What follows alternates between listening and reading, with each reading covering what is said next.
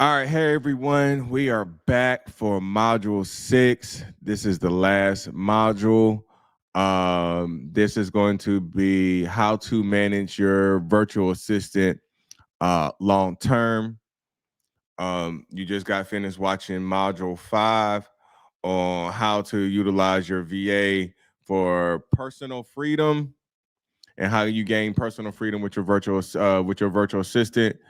Um, so now we're going to go into how do you manage that virtual assistant long term. All right, let's go. So, how do you manage your virtual assistant long term? Well, for me, it's common sense, right? So let's start with the common sense. Um, you need to be just a good boss. Be that boss that somebody wants to come to work for, right? I mean, if you're a jerk, if you're unorganized or just mean or just expect them not just like don't have any leadership skills, I mean, nobody's going to want to work for you long term. Um, if they work for my agency, just like I work for the clients, I also work for the VAs. And the VA will come back and tell me, "Hey, I don't think I want to work for this client anymore. This client is not a good fit. They're just all over the place. They have the expectations and guidelines and everything are just not aligned with what I'm trying to accomplish as a virtual assistant or be put in the opportunity or not be being put in an opportunity to grow or or have bonuses, right? So on top of being just a good boss, you have to have the performance um your performance reviews every so often because you want to actually see how your virtual assistant has helped you along the way.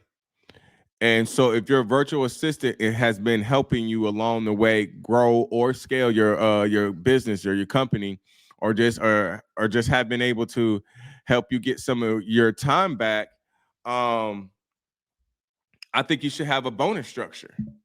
So if you don't have the proper bonus structure in place and they see that you're making all of this money and you're closing these deals and there has not been any kickback, um, yeah, somebody's not going to want to work for you for a very long time.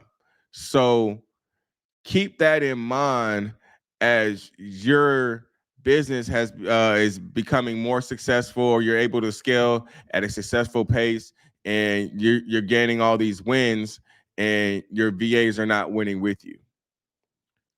So a nice bonus or a nice bonus structure will definitely keep a VA around for a long time.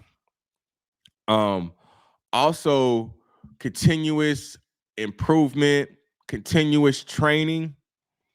Um, that also enables the VA to hone in on their skills to be able to close more deals or be an asset to your company. So just don't leave your VA for dead as far as expounding on their skills or their work sets. Make sure that you have on board, I mean, continuous training for them to be able to be more efficient in what you have them doing. So as long as they're continuing to get trained, um, as long as you have a bonus structure in place, you're a good boss.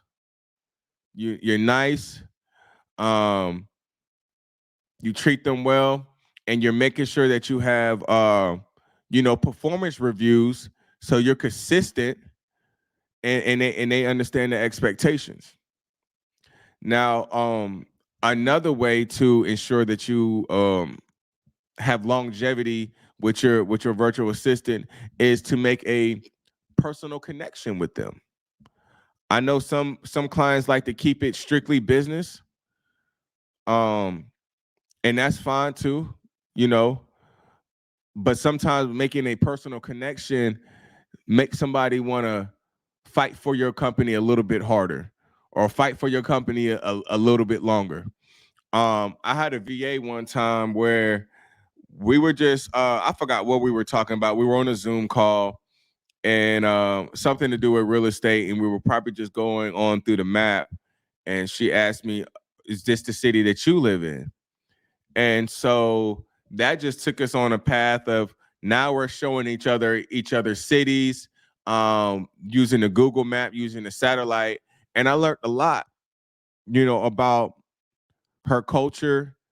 I was able to explain to her about my culture, our culture. And that VA had ended up working for me for 2.5 years.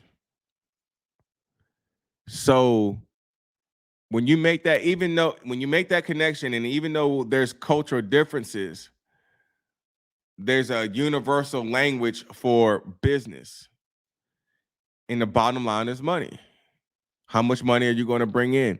And they understand, as a VA, they know what they're here for. They know why they're here, and they're here to make a difference, and they understand that. So with that being said, that's why I say for you to be able to manage a VA for the long term, I think it's just common sense. If you pay well enough, somebody's going to stay long enough. If you don't have chaos and you have a nice work environment, nobody has a problem showing up for work and giving you 110%. So just keep that in mind as you think, because we want to all be in position to have your VAs for a long time and create that relationship, that personal relationship, and continue to grow with your VA. Your VA and your business should be growing at the same time. Your VA is going to grow with inside your company. Your company should be growing at the same time. So when you have a VA that's been there when you were at the bottom and they grow with inside your company, I mean, now you got a supervisor that's managing your company from a different country because you did the proper steps to grow with your VA for long term.